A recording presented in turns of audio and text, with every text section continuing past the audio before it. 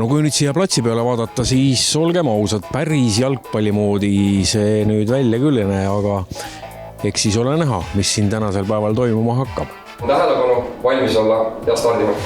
Viisime omavahel duellima kahe Eesti spordi täielike legendide paari ehk et Gert Kams jalgpalli poolelt ja Urmo Aava ja Silver Kütt siis ralli poolelt. 16. juuli on see päev, kui algab Rally Estonia ja samamoodi mängib Paide linnameeskond oma konverentsiliiga esimese eelringi kohtumise Pärnu rannastatal. Nii et õige aeg spordifännidele tekitada süke mõnus põnevus hinge ja kopsu ja minna selle pealt. Purgis! Aeg kinni! Aga äge oligi siis see, et me saime tulla Paide linnameeskonnale külla, teha siin koos mingeid harjutusi, võistelda, teha ka trenni ja tegelikult on üliäge siin kunstmurul selles jalgpallivarustuses olla. Kuivõrd hea meelega rallimehed sellise väljakutse vastu võtsid?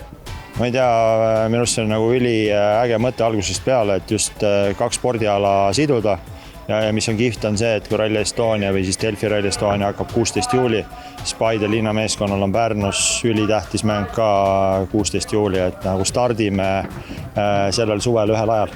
Et hakkate võistlema omavahel, et kes rohkem publikut saab? Ei, pigem saavad ikkagi fännid nautida mõlemat üritust, et jõuavad jalgpalli vaadata ja jõuavad ka rallile, et tegelikult olekski näha äge, et rohkem erinevate alade fänne erinevatel suurüritustel. No kuidas te selle peale üldse tulite, et selline asi välja mõelda?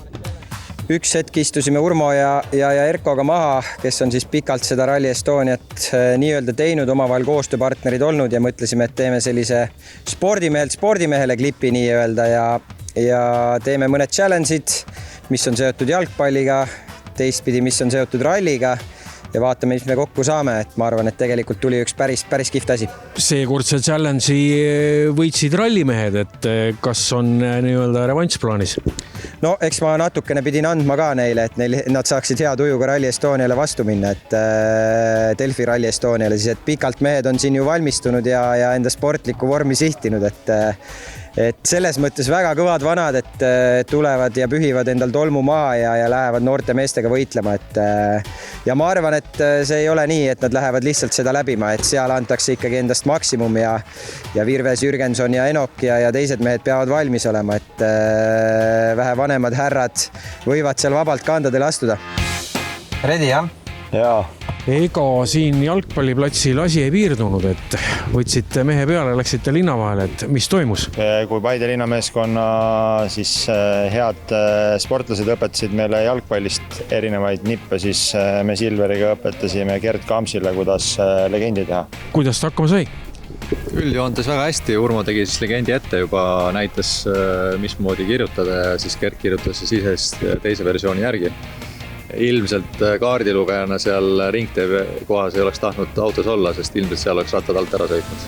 No 4-5 vist. Eks ma jätsin esimesel korral päris palju meelde, mis Urmo rääkis ja ütleme, et see katse võib-olla oli ka selles mõttes nagu lihtne, et hästi palju oli selliseid kohti, kus on selline nii-öelda nagu parem 2 või vasak 2, et ei olnud väga keerulisi kohti, seal mõned kohad olid, kus oli ringile minek, seal ma ilmselgelt olin liiga optimistlik, aga Urmo ütles, et mõned kohad isegi parandasin paremini kui tema, et ikka õpid parimatelt. Kui nüüd Urmal peaks tekkima see situatsioon, et kiirelt on kaardilugejat vaja, siis mees oleks võtta ka? Mina see mees kindlasti ei ole, sest et metsa vahel see kiirus on minu jaoks nagu liiga suur ja ma kipun neid suuri puid vaatama, mis seal aknast paistavad, et ma loodan, et on teisi mehi, kes selle töö ära teevad, kui mingil põhjusel Silver ei peaks saama lugeda. Sa ringi peal oled väga julge mees, et sa nagu põhjagaasiga tuled läbi siit.